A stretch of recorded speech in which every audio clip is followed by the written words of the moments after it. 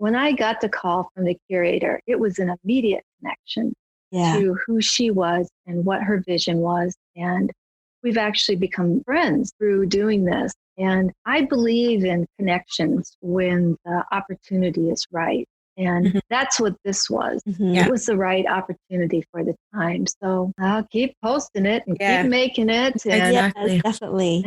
What was her vision? I'm so curious to hear that. She's a historical curator in the Delft Square, and I think she could see that she needed a flower presence in the show because they're flower towers and they're filled with flowers. So paper flowers, you can't put water in these objects. So paper flowers became an immediate click on what could represent the natural world in the show. Welcome to Season 2 of the Paper Talk podcast, where we have candid conversations with artists and industry leaders from around the world. Our goal is to share knowledge, connect our community, and elevate the artistry of our craft.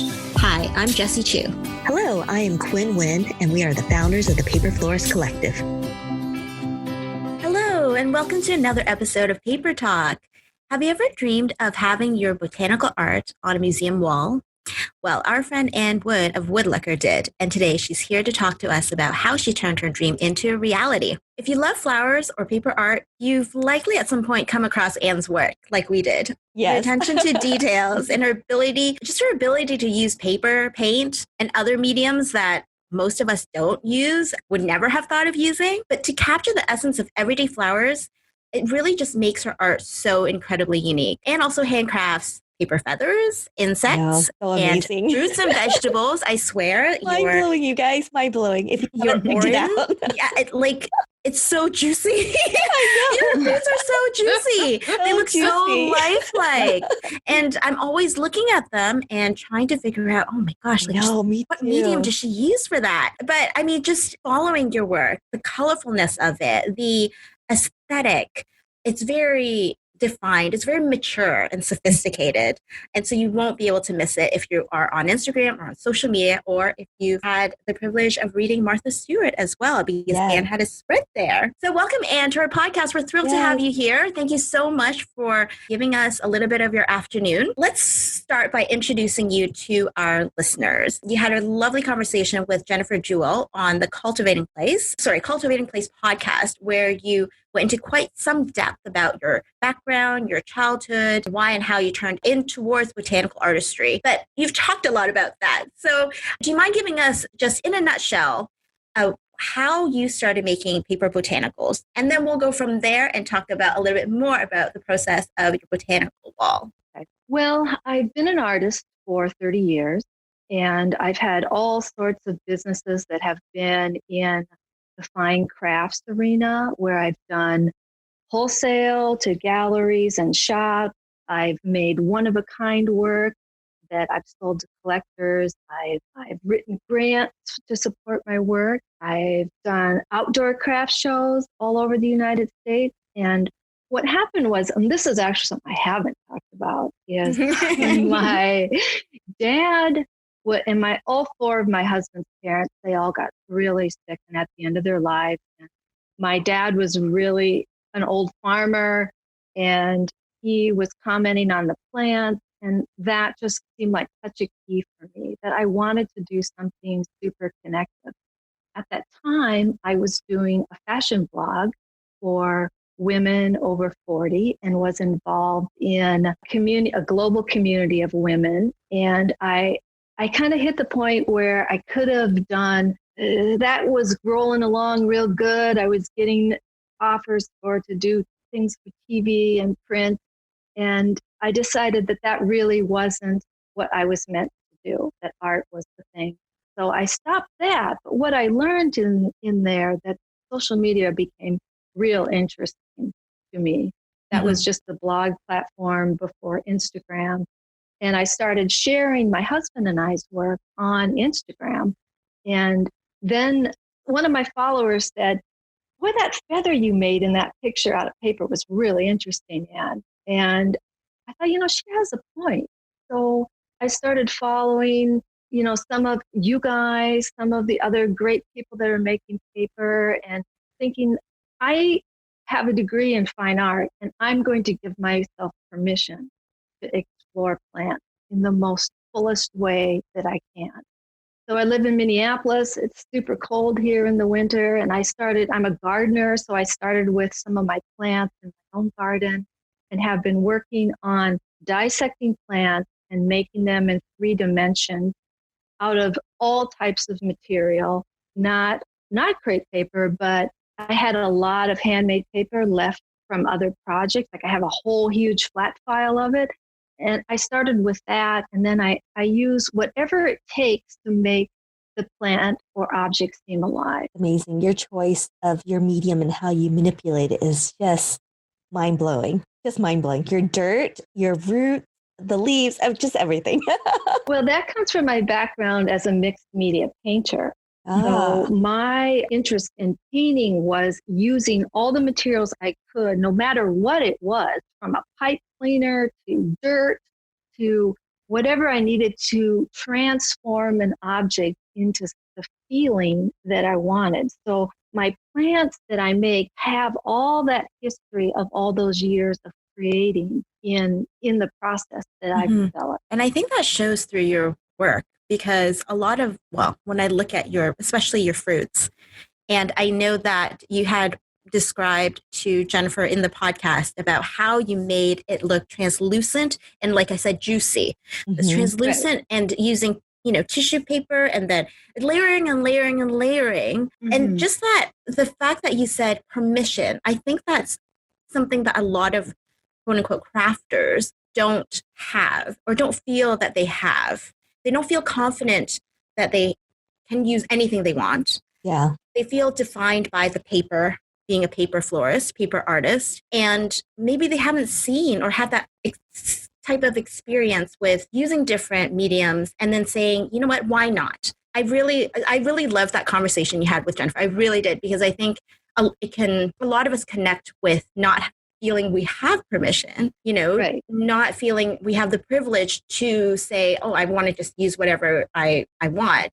We're kind of defined by this box, but you saying, no, I have all this experience and this is what it came down to. This is my destiny. This is like everything that I have that I know has made me be able to transform this piece of paper, this whatever, using whatever medium, into this alive, like literally something that's alive, that looks alive at least. So powerful. I think their listeners would be really inspired by that, knowing that, at some point, maybe 30 years down the road, they can become Ann Wood as well.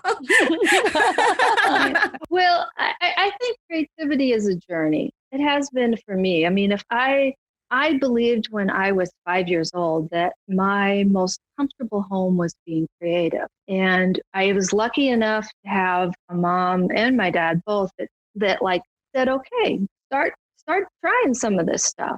And that's believing that creativity is a journey rather than an end, I think allows for mistake and richness and taking along all the chapters of your life into the book of who you are.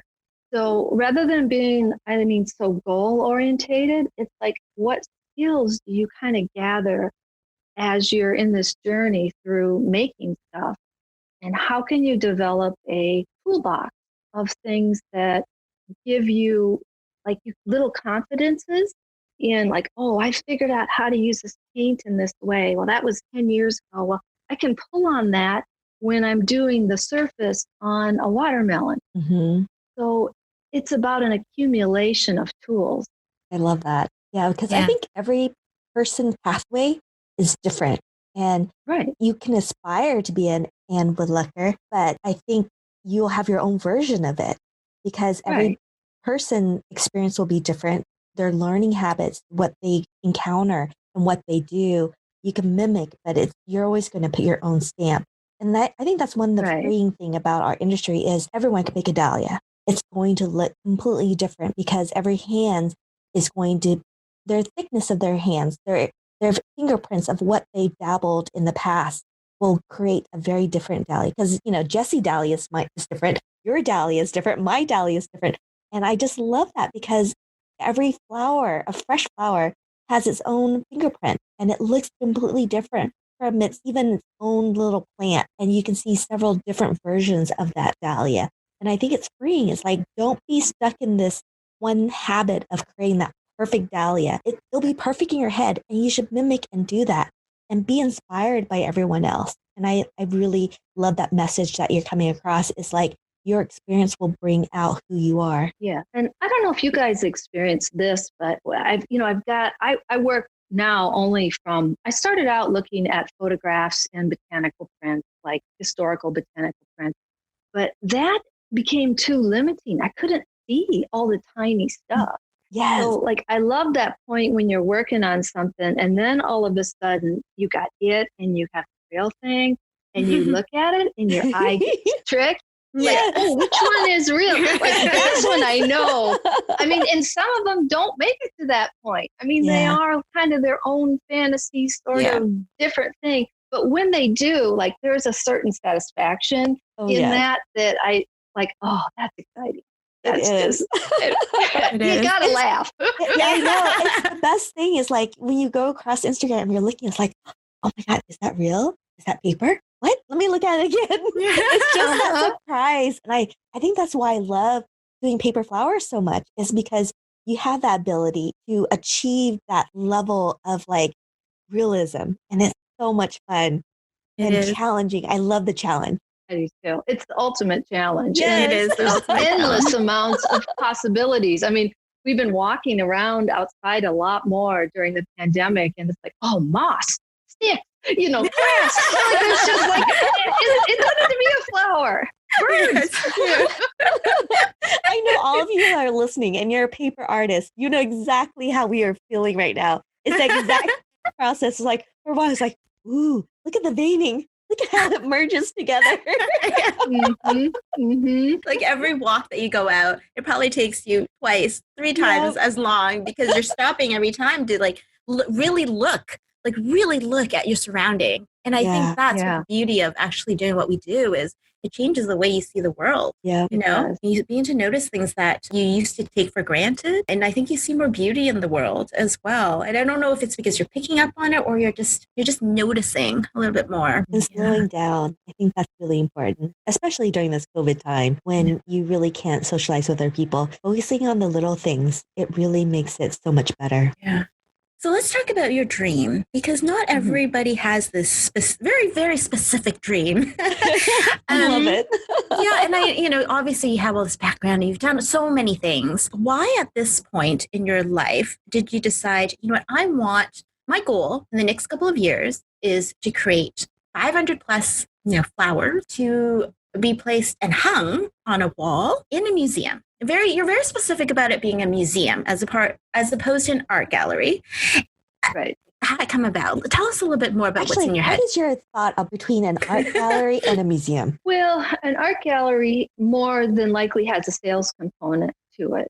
And then a museum is more of a curation component. So a museum is about the interaction with specific artwork with the art context of the other things that it's around. And I've done work for galleries and, been offered situations to build down the wall, put the wall in other public spaces, but I wanted it all together. I didn't want to let it go before I was done. And for me, I envisioned myself, this did not happen because of COVID, my high heels on the terrazzo floor, walking up to it, and there it is. And it's been harder than at first when I knew I couldn't go to not go now. But, I've had a wonderful relationship with the curator, which she found me on Instagram through the hashtags. And the show that I'm in is about the blue and white Deathware that is made in the Netherlands and in England and was traded between countries. The show has work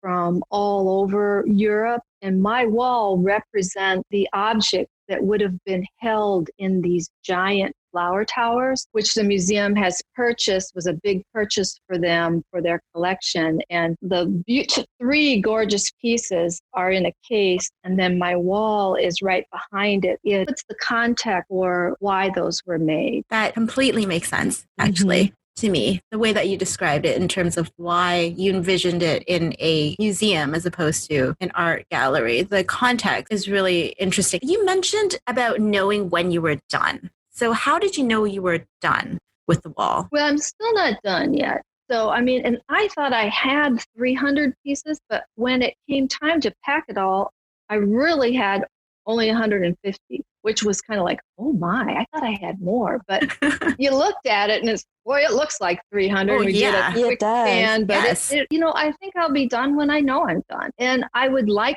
my wall to expand more to even a larger statement. And I probably will be working on it a couple more years. So we'll see. I'm not going to put any boundaries around it yet. I know I want to make a huge statement that nature is so much variety in nature. It's so beautiful. It's so worth highlighting, and it can be shared. So I love the way that nature touches us all, and that it's a common ground to all of us. That's really, I think, what my wall speaks about is the beauty of nature and like, why would this person do this too? I mean, I kind of like the mystery behind, like, why would someone build all these things? I love that. So did you have to put together like an artist statement on what your exhibit was? No, the curator from the Kunstmuseum in The Hague, Netherlands, she was looking for what I had. And she found me on Instagram. I asked her that, and I looked at my phone, and my phone one morning, it says the Netherlands, and I picked it up. It was this amazing woman who, throughout the backstory on anything that goes to a museum, is the incredible amount of work it takes to design an exhibition, curate all the objects, deal with all the artists. My work got over there 3 days before everything shut down and in customs, and it made it to the museum, and I was unable to go. I mean, I was right on that line. I would have gotten over there and not been able to get back into the U.S. So that's heartbreaking. Not to be able to see it on the wall yourself. And I was scheduled Dean and I were going to fly over and install it, which would have taken a couple of days. And what ended up happening is they hired a professional installer because I wasn't there to do it. And then we ended up, Amsterdam, Netherlands is on the other side of the world. So we were up all night on the computer sending installation pictures and that we would do in Photoshop of all the pieces on where everything went. We did that a couple of nights all night while 4 people started putting things up and moving them around. Because the thing I learned, if you're going to show something globally, I need a hard copy plan that anyone can do. And I mean, our crates were set up where anyone can pack them, but I was planning on, I could not imagine me not being there when Definitely. And thank you so much for sharing the behind the scenes process of packing and also them unpacking it, because that was so revealing on how effective and how careful the museum was in making sure your product arrived to the Netherlands, because that's thousands and thousands of miles that is flown across water, and you never know what will happen. It was in a large crate, right? I think that was in your stories. All museums have, especially in an international show, they have art handlers. Now there's art handlers all over America moving art in unmarked trucks all the time, which is kind of interesting to think about. And I have there's 2 companies here in Minneapolis. I've had one move our work to shows, and another one, I socially knew the guy, and he'd really built up a wonderful business. So I knew him personally, and he came over, and we decided, like, how would this, it's a 500-pound crate, and each thing is a big tray that holds about 15 to 20 pieces. And they have little pillow beds that we made, and then they're tied in there with pipe cleaners very loosely, all archival. It's all able to be stored for long periods of time in these boxes, museum quality storage. And that's something that the museum pays for in this type of situation. So then the crate is taken to the Minneapolis airport, guided through customs with an art handler. They fly it to the Netherlands, and it meets an international art handler, and then they escort it through customs and then it's driven to the museum by the art handler that's in the Netherlands. Wow. So what a fun job. I was pretty nervous at it. I've never done anything to this scale before. And I'm hoping that even though it doesn't seem really possible right now, that I can go over there and pack it up, because the show got extended by 3 months because of COVID. I would love to be able for Dee and I to go over and pack it in the crate, but I really don't have hope. We'll be doing it. So if you guys are one of the lucky ones in the Netherlands or in Europe, go see her work and take pictures and share it, because it's just amazing just to see small glimpses of it. I wish I could. Actually, I was planning to being in the Netherlands actually in October to see your exhibit, and that's not going to happen either. Yes. Just a pause of silence for a moment. Well, I can only imagine like your dream, and also this is your baby, you know, all your flowers are your baby, not being physically there to handle. I mean, even though I'm sure they're very professional, I saw they were wearing gloves and they were very, very careful. Yeah. It's still, I mean, you as an artist, as you know, when you envision yourself being there and not being able to be there. Yeah. But you know what? There are other museums and other opportunities, and you're still working on, all your flowers. So I'm sure that there's going to be, another opportunity for you to wear those heels and actually see it right in front of you. Maybe in the United States. I'm hoping, fingers crossed. So many museums in the United States as well. Oh my gosh. Is there a wish museum that if you could take your exhibit and put it in the U.S. somewhere? Because there would be a huge line of people just to come see it in the U.S. Yes. And to say it, we will share it. Yes. Well, my favorite museum in the United States is the Metropolitan. Oh, yeah. That one is an amazing one. That would be the ultimate dream. But, hey, I've always trusted the people. When I got the call from the curator, it was an immediate connection to who she was and what her vision was. And we've actually become friends through doing this. And I believe in connections when the opportunity is right. And that's what this was. It was the right opportunity for the time. So I'll keep posting it and keep making it. Exactly. Yes, definitely. What was her vision? I'm so curious to hear that. She's a historical curator in the Delft Square, and I think she could see that she needed a flower presence in the show. Because they're flower towers and they're filled with flowers. So paper flowers, you can't put water in these objects. So paper flowers became an immediate click on what could represent the natural world in the show. How interesting. That's another way for us to sell our paper flowers. Sell as in sell our story. And we're always talking about incorporating it with fresh florals, but in hospitals, obviously, because of pollen. Right. But this is very interesting as well, because like you said, museum objects, you're not water in them. And these are objects that are antique and very valuable. How interesting. Wow. I know. Love it. Yeah, I think a hospital installation would be very interesting too. I've had several conversations about that, but it hasn't been the right one yet. But the idea that I spend a lot of time in hospitals myself with my parents, that people could come down with their loved one. And you guys know this, how much that flowers have specific meanings to memories. And I love that, the conversations that can develop around a zinnia or a daffodil, or there's something really special about that. It really is. Oh, my mind is exploding right now. Absolutely. The possibilities are endless. It is. It really is. I love that so much. And I love that our art craft can be displayed in special events. Hospitals are really important, from art galleries to commercials, because they don't need to be in water. It'll stay exactly perfect how you make it. And they can be manhandled a lot more than fresh flowers, where they have to always have some sort of source for water, unless it's a drying flower. But there's endless possibility. If you can think it, I really believe that you can make it. Yeah, for sure. Yeah, I think this is a movement of the paper art, especially the paper florals. This is a new movement, and it's exciting to be part of. What are the possibilities that are available for all of us to dream up in the next 10 years? I think we just thought of a new hashtag, paper movement. I'm going to start using that. I love that. It just resonates with me so much.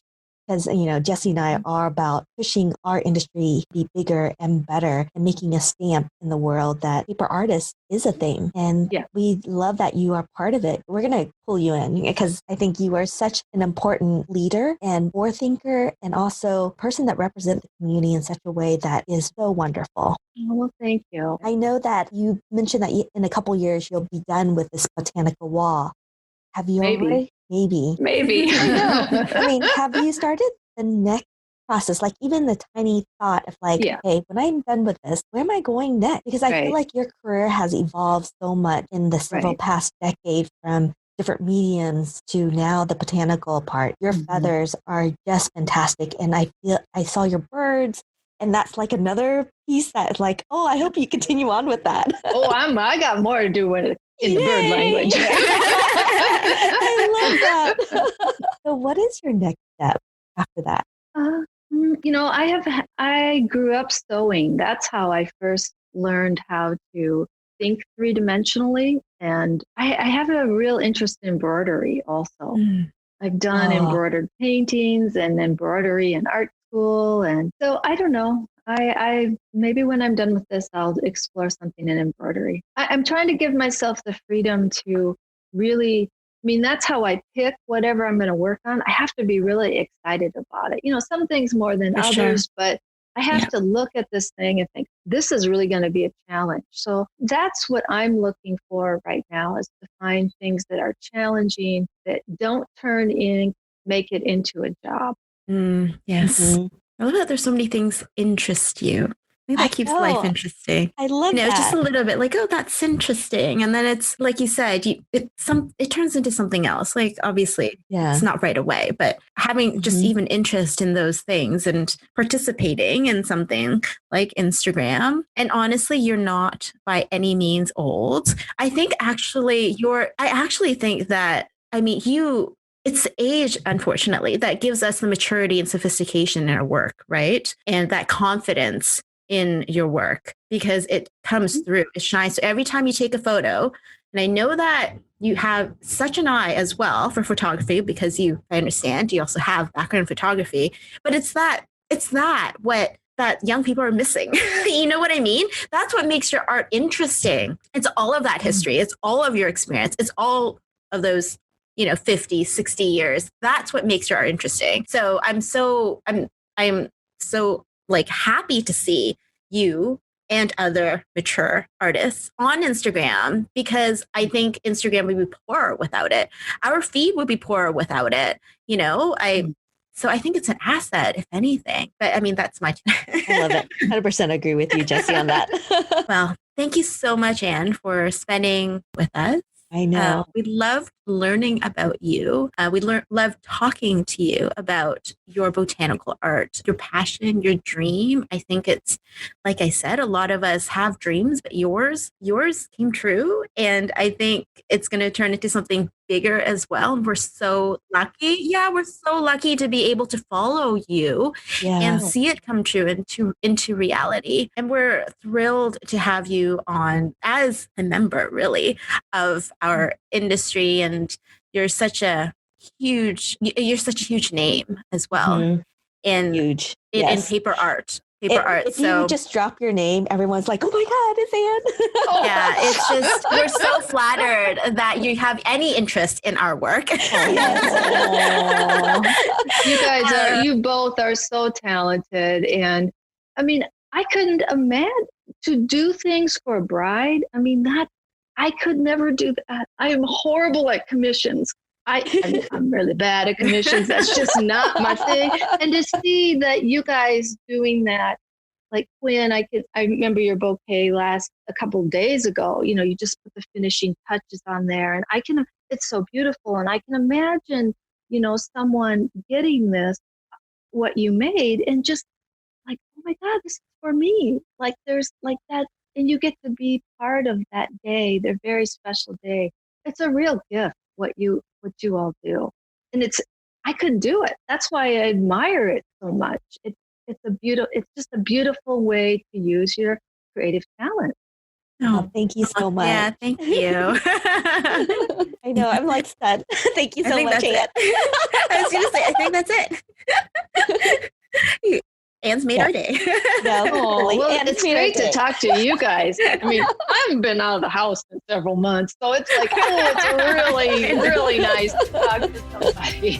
Thank you so much for being on our podcast.